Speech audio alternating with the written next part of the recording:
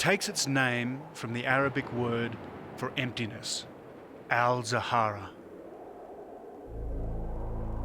But the Sahara is really a collection of deserts, and the most remote is the Ténéré.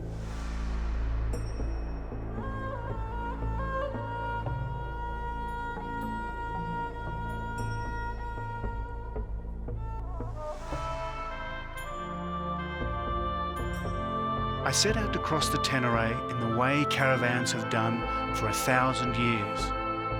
It'll mean a journey of 1,200 miles over rock and sand by vehicle, camel and on foot.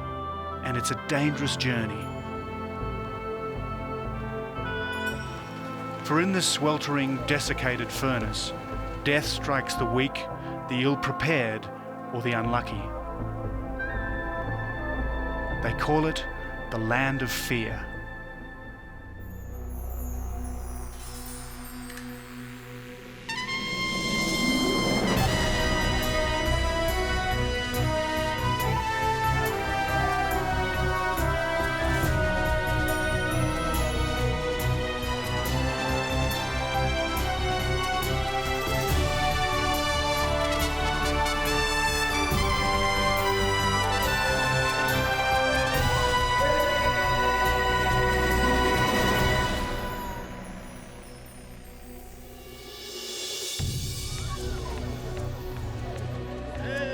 My name is David Adams, and as a photojournalist, I've made a point of going to some of the world's most remote places. My journey starts in the African Republic of Niger, a former French colony, where the Ténéré meets the Aya Mountains, which is why I'm in the ancient city of Agadez. Agadez is a mud city, and there seems no end to the patterns that clay and straw can achieve. It's also a holy city of Islam, this mosque claiming to have one of the highest mud minarets in all of Africa.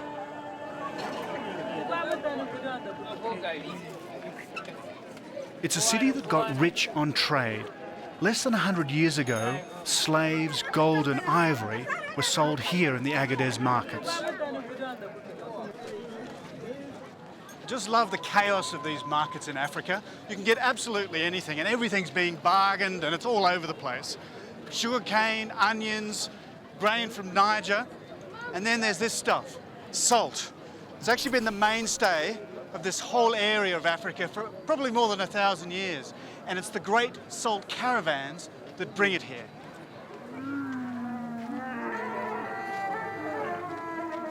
This is Caravan Central, first port of call after crossing the wilderness.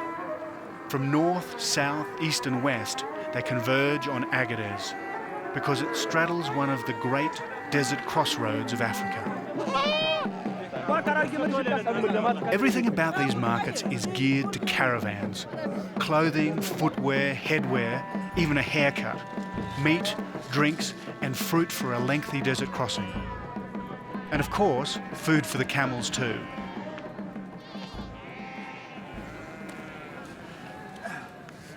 Doesn't look very happy, does he? I think he's probably really upset because he can't eat it. It's sort of the reverse of having a carrot hanging in front of you. You've got lunch on your back and you can't do anything about it.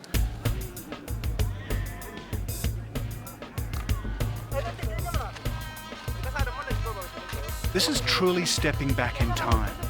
Here we are at the dawn of a new millennium, and there are still people wearing swords.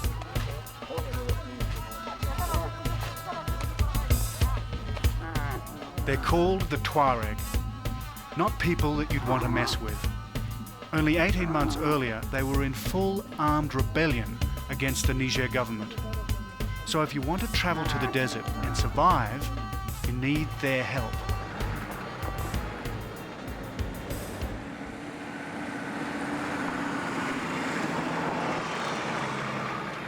Which is why I've got to go 120 miles to the north.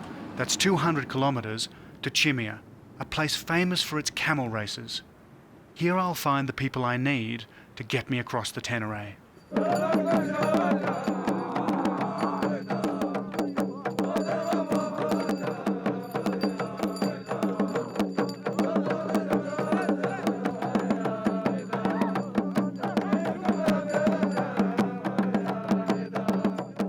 So these are the people I'd come to meet, the legendary warriors of the desert. And they wouldn't look out of place in a Star Wars movie either.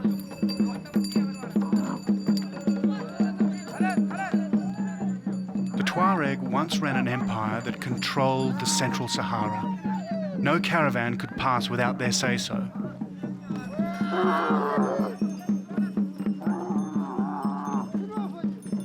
There are many theories about their origins. Some say they're one of the lost tribes of Israel, others that they were originally Christian, hence the prevalence of the cross as a Tuareg motif. But today they're Muslim, and in stark contrast to the Islamic norm, it's the men who cover their faces, while the women leave theirs unveiled.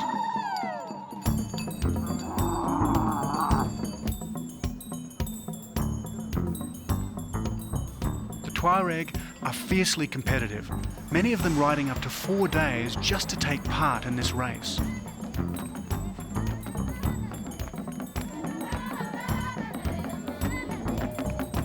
And today that's all it is, a race. Not long ago, they'd have lined up like this for a warrior's charge. They're off, and there's lots of jostling for the lead, which sometimes leads to accidents.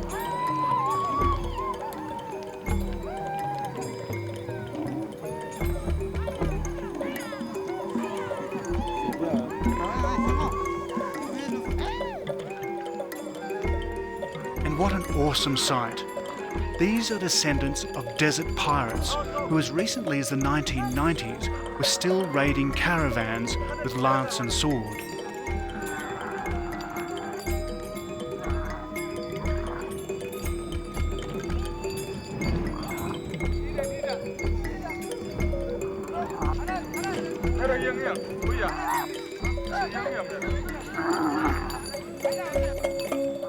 Somehow, I don't think nature ever designed a camel to gallop.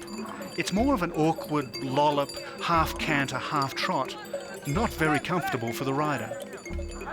And it isn't a race for the faint-hearted. The course is just over 2 miles, or 3.5 kilometres.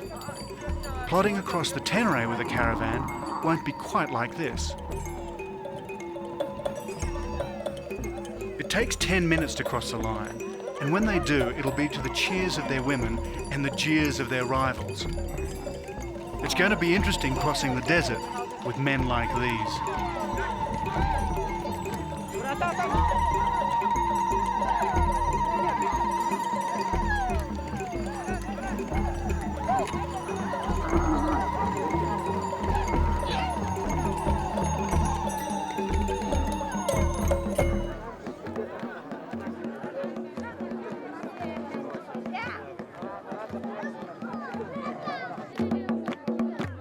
There'll be many races today, and in between, the dancing.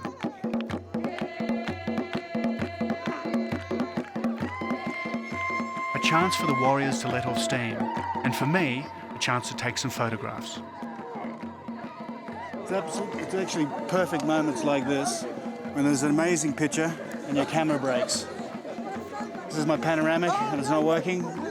This will never happen again, so I'll have to go and fix it.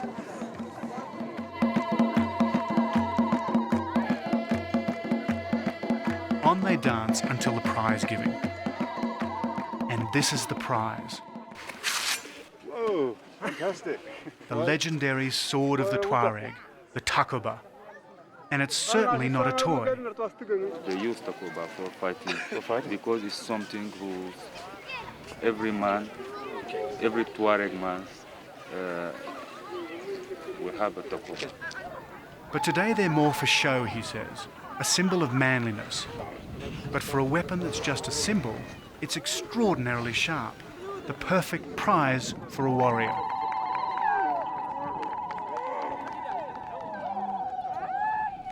So these races are about more than just rewarding winners.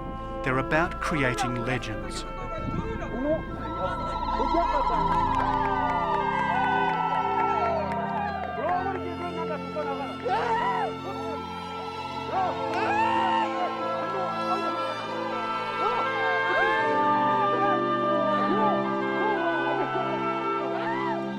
It's as if we're back in the Middle Ages, in the time of the Moors, Crusader knights, and tales of chivalry and honour.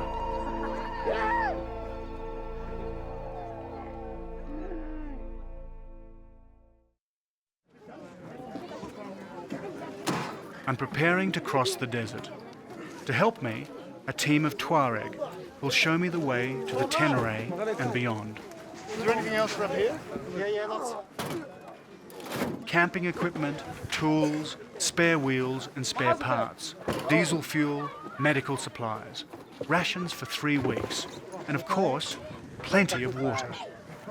Okay. We decided not to take tents. It hasn't rained in the Ténéré for 15 years, and it isn't likely to for another 15. But I did bring these. Can't go anywhere without the old skis.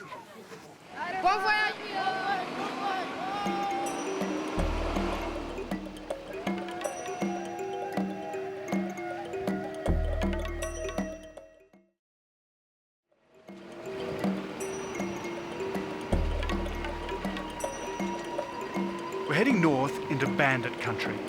Our route takes us through the heart of Niger's Aya Mountains. This was a Tuareg stronghold during the rebellion.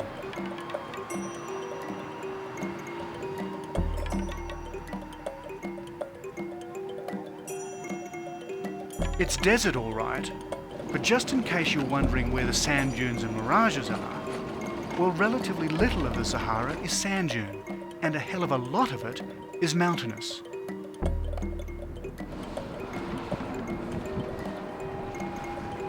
Some of these arid peaks are over 7,000 feet high. I wanted to explore them. I wanted to go deep into them where no European had ever gone. And to do that, I had to start in the isolated town of Ifuan.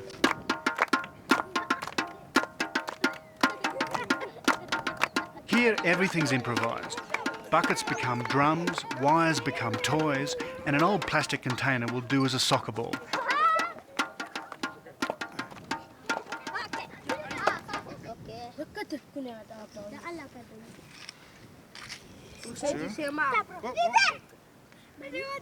Look out, watch your fingers. That's good, huh? Oh, I think it's rotten. Ah. I don't know how long this thing's been sitting in the sun. It doesn't taste very good.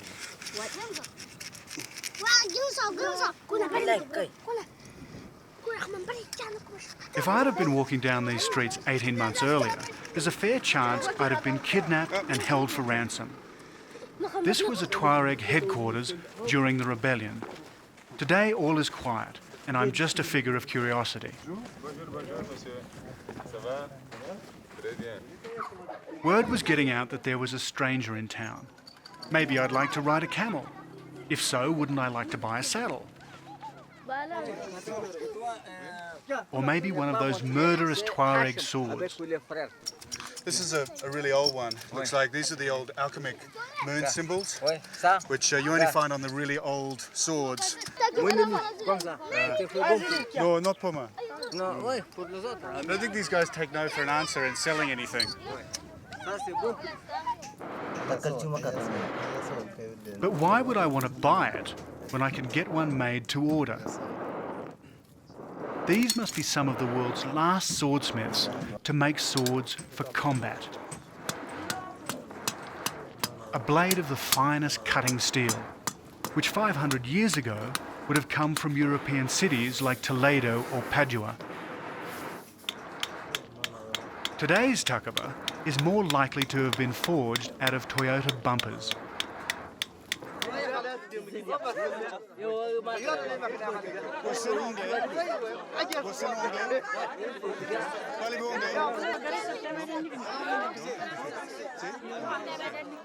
Parlez-vous anglais?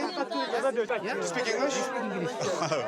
I'm looking for a guide. I'm a guide. Yeah? Yeah. Because I want to go from Iloane across the Air Mountains into the Ténéré. I can do it for you. Yeah? Yeah. Do you have camels? I have camels. Because I would like to go either today or tomorrow, We if will it's do it. possible. Yeah? Tomorrow perhaps, but now you have to wait. I buy a cell for my camel here. Okay. Yeah? Yeah, You can wait. yeah, with I this. can wait, sure. Yeah. And that's how I came to meet Hoya Abdurrahmana, a man who'd become my guide and mentor, a man who'd helped me to understand more about Tuareg culture.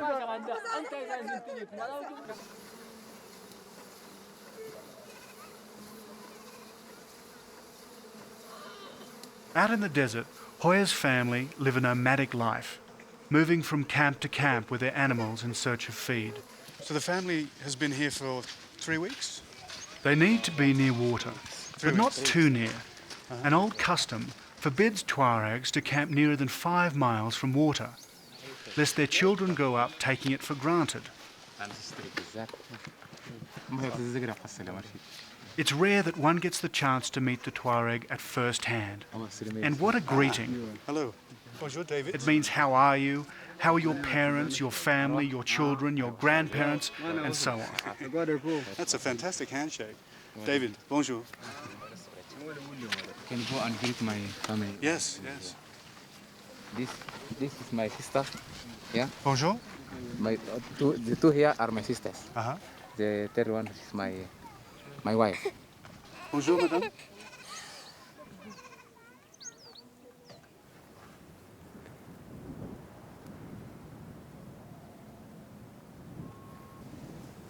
His name was called Abzaw too. Abzaw here. Abzaw, yeah. Abzaw. Abzaw. And what does it mean? Huh? What does Abzaw? They give him this name depend to his color. Ah. Yeah. So Abzaw means white? The white. Ah. Abzaw is white, but not very white. Is not very very white. Is near white. Uh-huh. Yeah. Abzaw.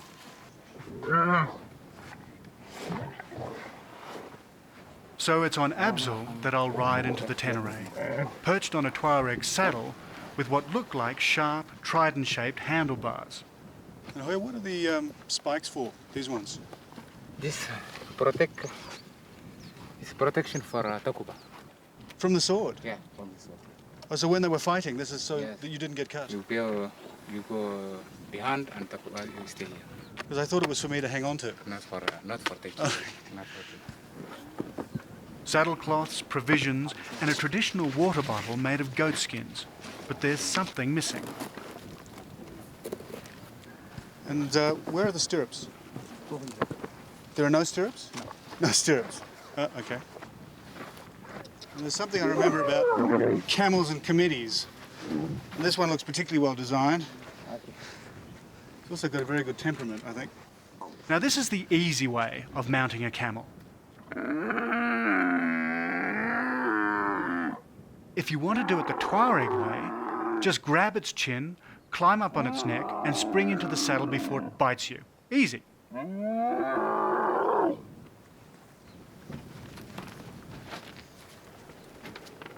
So off we ride into the mountains towards one of the highest peaks in the Aya, Adra Tamgak. As we go, Hoya sings me songs about his Tuareg heroes and their exploits in battle.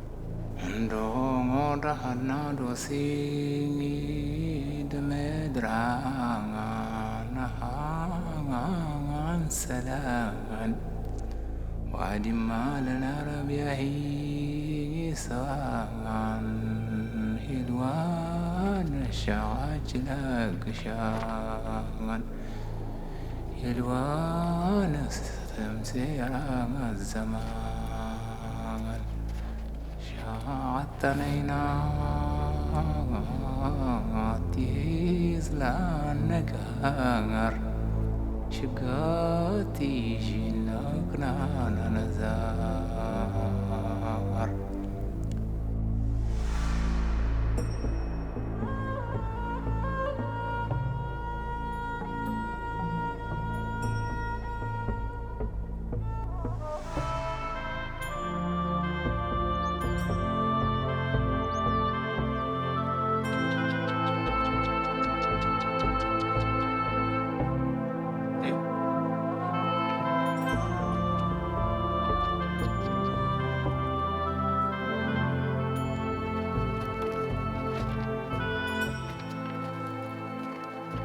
We're heading up a dry riverbed through the Tamgak corridor, the start of a major caravan route to the Ténéré. So it's a bit of a surprise to get our feet wet quite so soon.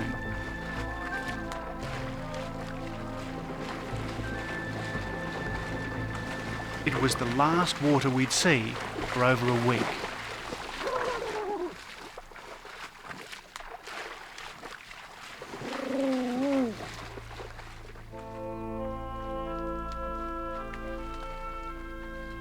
By now, I'm getting to know Hoya. Not long ago, he was a wealthy man who owned over 100 camels. But he got caught up in the Tuareg rebellion against the Niger government.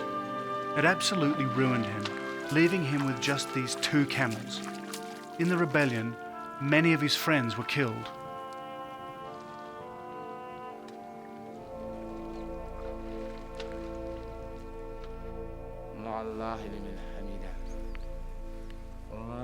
As I was to discover, Islam is central to Hoya's life.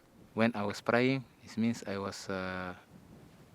take contact with God. I pray for him. I must do this for him, and I will ask him what I want.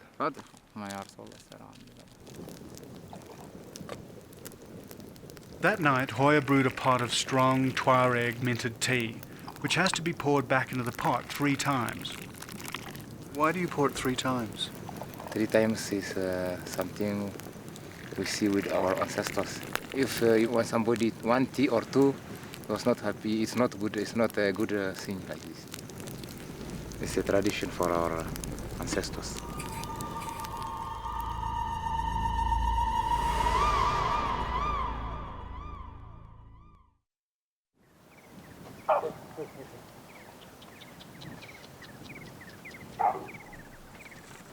Next morning, we've got company. A family of baboons appears from nowhere, in the middle of this Aya mountain wilderness. It's a big one here. I see him before. The chief is sitting on this big stone here. The boss. These are the big black ones? There are red ones too. But Yeah. they didn't stay here. They didn't stay together because they fight against. Right. And that's not a yawn, it's a threat. His way of letting you know that you've come quite close enough.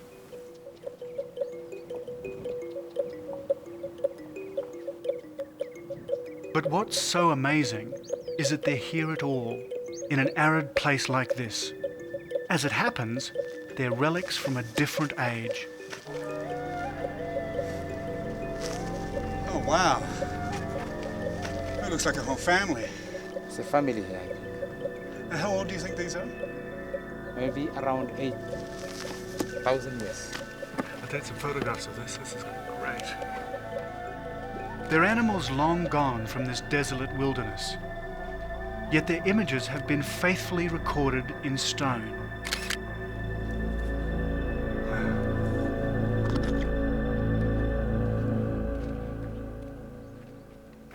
It just goes to show the power of climate change. When Tutankhamun sat on the Egyptian throne and King Solomon ruled Israel, this would have been lush savanna land with plenty of game for hunter-gatherers. Whoever carved these 7,000 to 10,000 years ago sat here in a very different landscape than I do, because what he saw out on the plains was giraffe, ibex and all the other animals here on these rocks, and all I can see is dunes.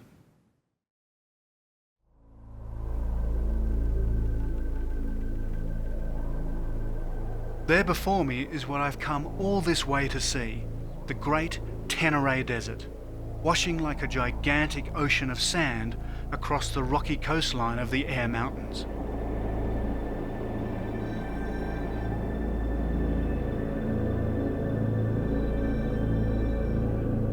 So reunited with my vehicles, we head off into the desert, with Hoya coming along as my guide.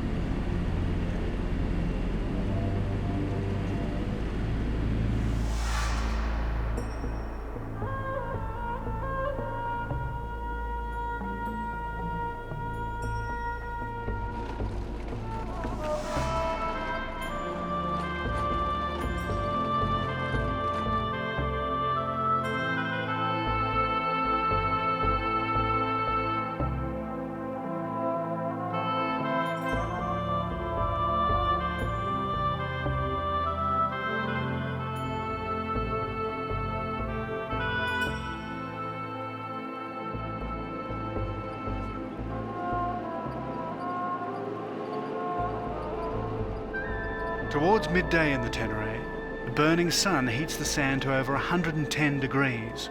Not good for driving, even for our Tuareg friends. And they're some of the world's best desert four-wheel drivers.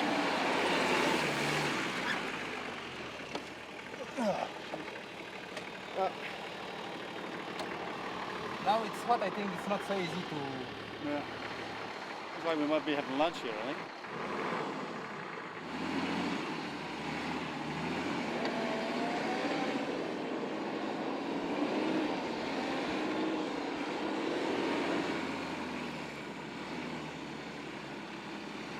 The problem is that the sun is so hot at the moment that all the sand is really, really light, and so they can't get any traction. We may even have to wait till late in the afternoon.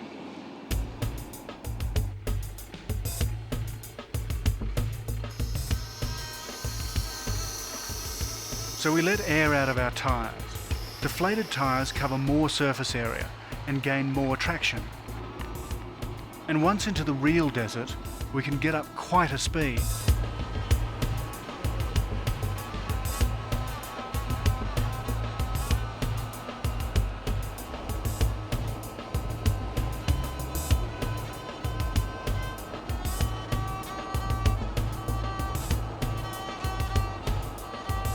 Once into the Ténéré, all the desert is a road, where each car makes its own track. The Tuareg always drive in formation, always in sight of one another. Yet you can get lost in a mirage long before you ever reach the horizon. Here the sand is firm and the drive is easy, but where the dunes are soft and steep, that's where their driving skills really kick in. The trick seems to be to run up to the crest, brake at the very last moment, and then let the car gently slide down, and there you go.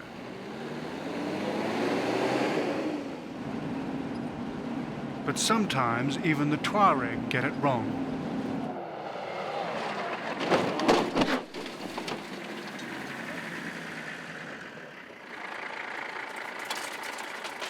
It was our first accident, and we're 400 miles from the nearest service station.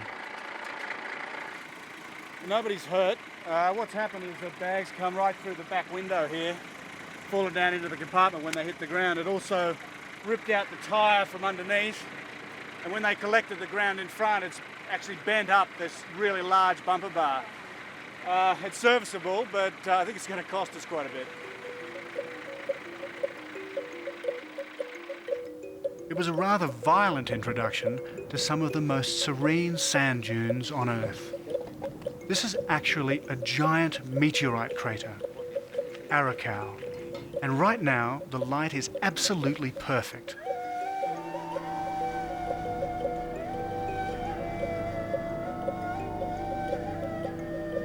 I have to say, I've been waiting all my life to come and sit here and watch a sunset like this across these dunes.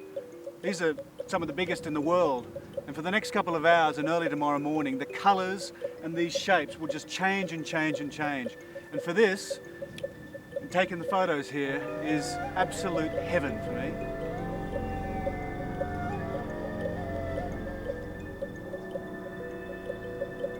The shapes are incredibly sensual, curves and ripples made crisp in the red evening light.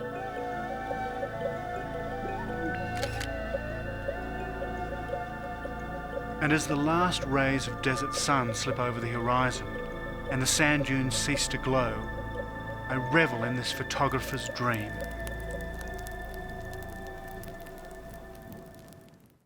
So this is the biggest dune in the Ténéré, huh? Yes. Okay. The next morning, I wanted to have a crack at the world's highest sand dune and do it on skis. My friends thought I was absolutely crazy. It's my hat. This sandhill is a little over 300 metres high.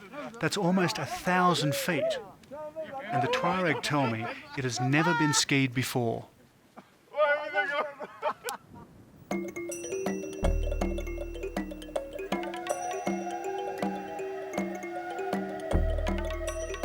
The trouble is, the nearest ski lift is over 2,000 miles away, and it was hot. very hot.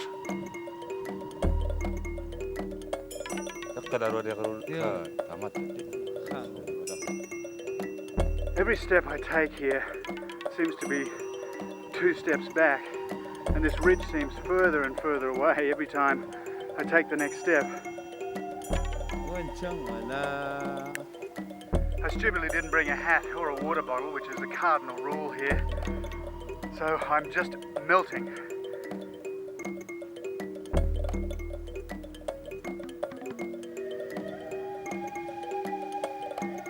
Getting up here on the ridge, this view is absolutely incredible. These dark ridges behind me that just burn in this sun, and then dunes away into the distance across this amazing crater. And I can see everything.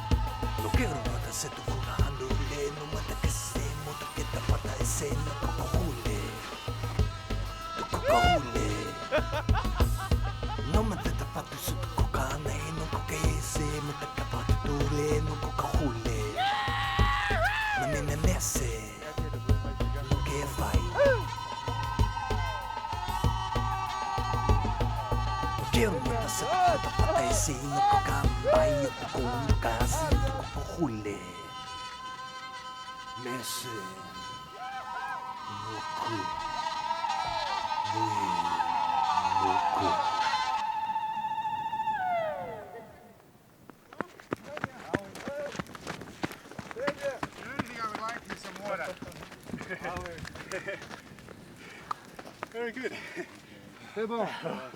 Fantastic. Very It's harder than snow, but just having got up there and skied down on it, your legs kind of get really tired because you can't move properly. But I don't know if anybody's done that before, but my hat off to them if they have. Oh, and I'd love some water, please, somebody. See, I've been really stupid not taking it up. Oh.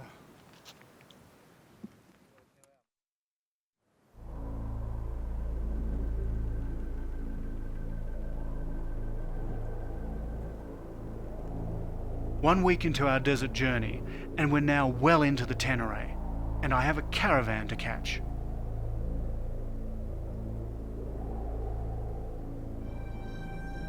We're heading into the heart of Niger's sand ocean, and the analogy isn't a bad one. Here in the middle of North Africa, it feels as if you're really crossing the sea. The Ténéré takes its name from the Tuareg word for nothingness.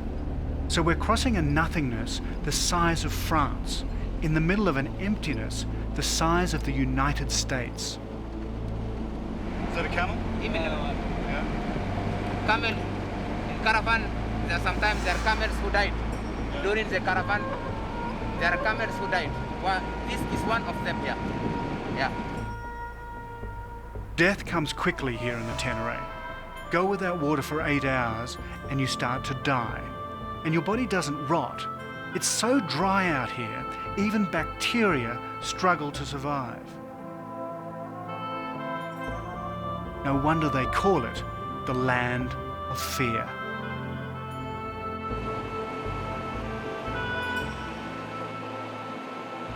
Yet for centuries, Tuareg caravans have been crossing it, and we're on the trail of one right now.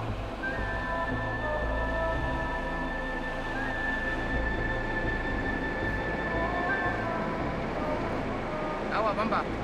So isn't تعلم ذكرني isn't تعلم caravan trucks here. Oh yeah? Caravan trucks here. Do you know how old? How far ahead they are? I don't know exactly. I will go and see what. Oh, great. Yeah. No need for global positioning satellites out here. They use organic navigation. Camel droppings. It looks dry. It's dry. It looks dry. How many days? 3 days, around maybe 3 days. Uh-huh. Yeah. Okay. Yeah. So not so far by the car. Around 100 kilometers, we'll catch them. Great. Yeah. Okay, let's catch them up. Yeah.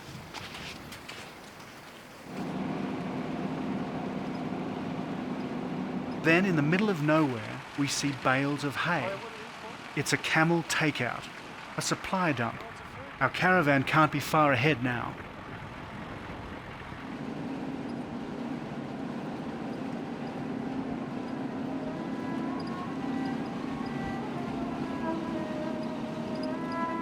On and on through the nothingness we go, until a strange shimmering line starts to resolve on the horizon. It's the caravan.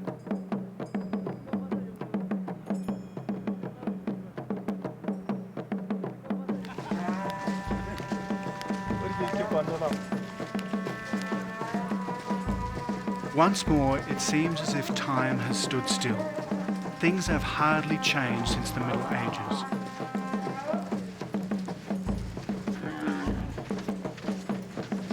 With satellites high above, here they are, navigating their way with pinpoint precision through the Ténéré, and not a compass in sight.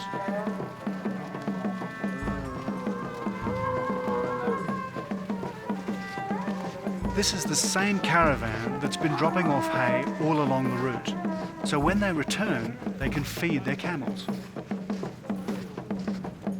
Using the sun, the wind, and the stars to guide them, they'll find it again easily.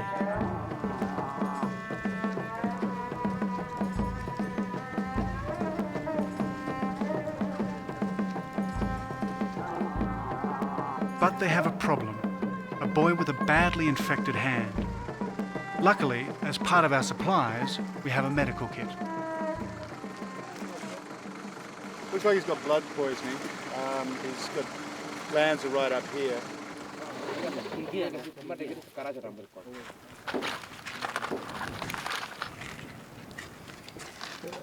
There's not a lot we can do with him, and he probably needs pretty serious attention to it. But hopefully we can stop the infection and clean it up. But it's much better treatment than he'd normally get out here, in a place where the nearest medical help is hundreds of miles away. It's very important, however. It doesn't take more, they won't work. And if this doesn't get healed, he will lose his arm. If his wound turns gangrenous, it could be a stark choice. Amputation or Do not give these death. away, do not sell them.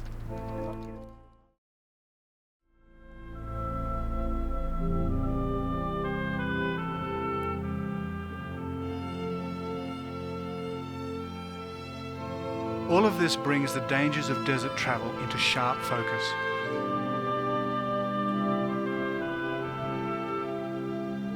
While the Ténéré is awesomely beautiful, there's no margin for error, no support if something goes wrong.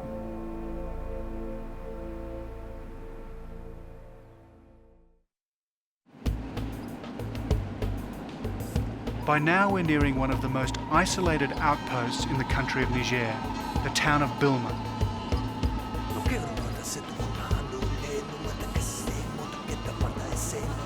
And how's this for water ski practice? Well, at least there aren't any sharks out here.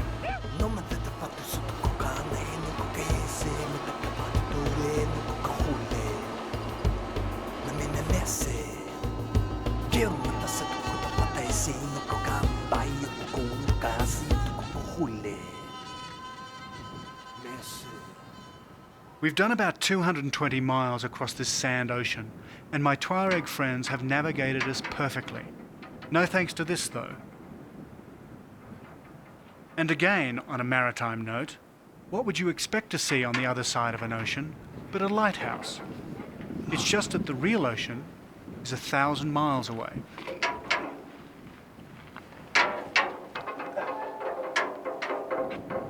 It was part of a whole string of them, built around the Ténéré in the 1930s. It's abandoned now, but it had a distinctly colonial purpose. Of course, this wasn't actually built for the Tuareg because they don't need navigation in the desert, they've got their own. It was built for the French army so they wouldn't get lost.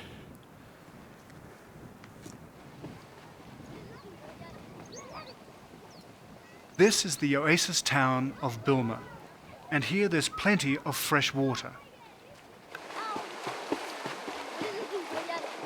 It bubbles out of the ground crystal clear, turning the desert into a tropical garden. But it's surprising to discover that most of this fresh water is turned into salt water, deliberately. Because there's so much salt in the ground, water is poured into these pools to leach it out. The burning sun does the rest.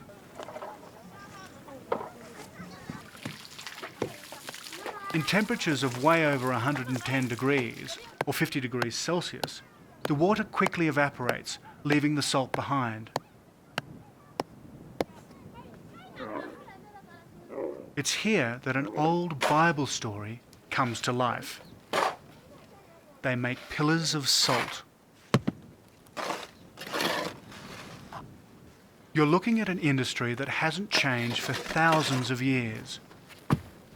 There's a shortage of salt in the Sahara, so Bilma salt still finds its way to just about every corner of North Africa, which is why Bilma attracts the caravans.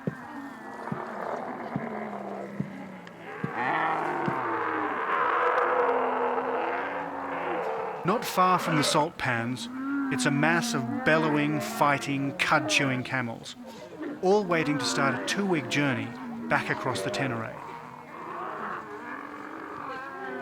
There's a caravan leaving soon. Hoyer and I will be joining it. But first, he needs to buy some salt for his animals back home. Is it good, Hoyer? Now I discover something else about my companion. How can you tell? He's fussy about his salt. So much so that he literally puts it to the litmus test. If it is a good salt, it will come orange. If it is not good, it stay like this. Oh, okay. So the color change now. It's color orange. So it's good? Yeah, good, it's good. So now. That was the easy part. Now comes the haggling. And we're only talking about a deal worth $6. Never thought buying salt would be so difficult. It harks back to the days when salt was a currency. And out here, it still is. Indeed, the word salary comes from salarium, Latin for salt, the money that was paid to the Roman legions to buy their salt rations.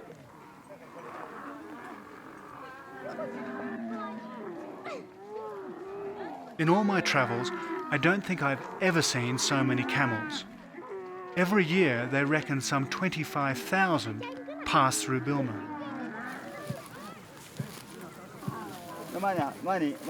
Each of these salt pillars weighs about 65 pounds, or 30 kilos.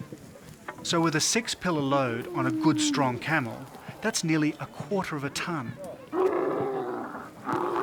So it's not surprising there's a great deal of complaining at loading time. But once loaded, they settle down. Our caravan finally gets underway.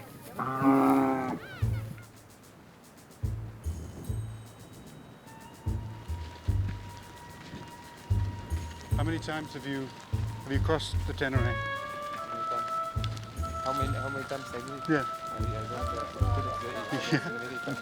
Since you were this big? We've just embarked on a 370-mile trip across the Ténéré. That's 600 kilometres, a journey of more than 2 weeks. When walking with caravans, lesson number 1, never underestimate its speed. While camels amble at what seems to be a dignified pace, their legs are long and you need to walk briskly just to keep up.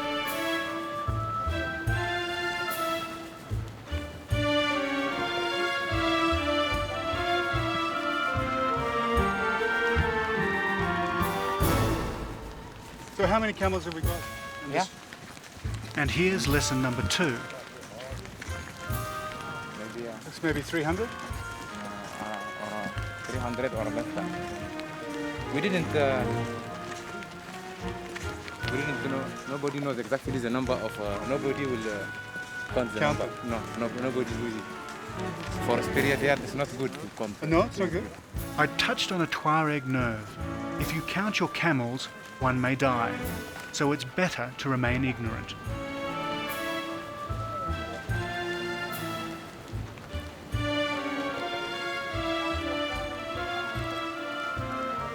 And during a caravan, you soon realize how effective Tuareg robes are. They preserve moisture. So how much water would these men drink every day riding on the caravan? Now we drink 3 times. Just 3 cups of water each day. Well, I was drinking nearly a gallon, or more than 5 litres. There's a Tuareg saying, it's too hot to talk. So they're like a camel. 100 miles down, 275 more to go. That's about 500 kilometres.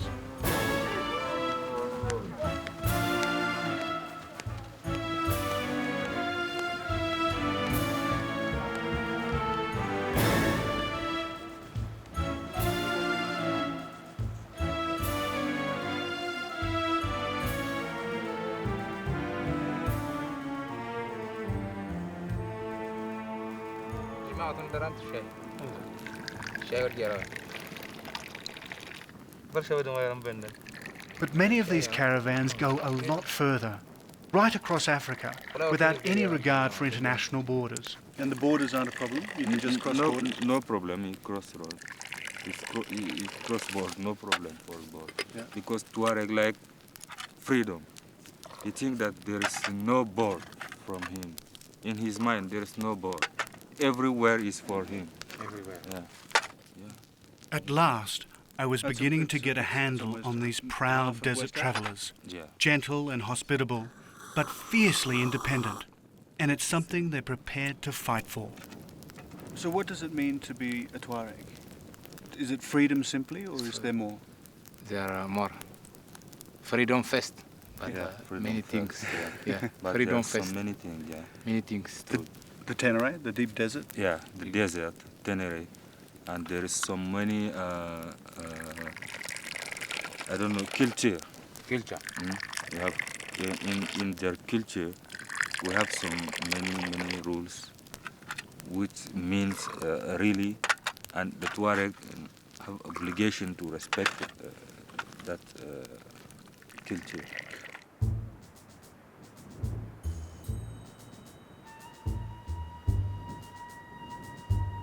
The following morning, as the blue pre-dawn twilight spreads across the Ténéré, hundreds of camels are on the move, silently crossing this remarkable desert in both directions.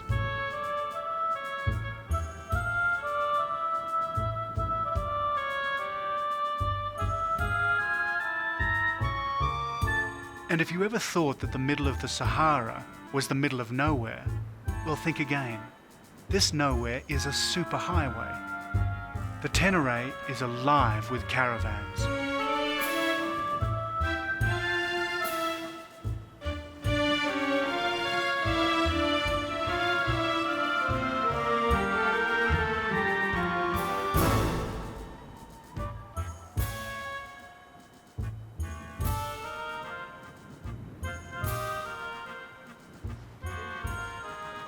It would be a mistake to think of caravans in terms of crude Western commerce. To a Tuareg, the caravan is a symbol of the journey of life.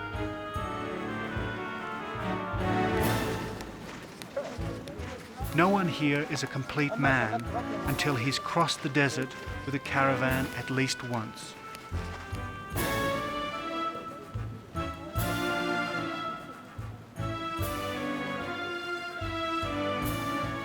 So on I go, day after day, night after night, falling further under the spell of this Tuareg sense of freedom and independence. And with Hoya's help, I have completed this rite of passage and crossed one of the world's remotest deserts on another of my journeys to the ends of the earth.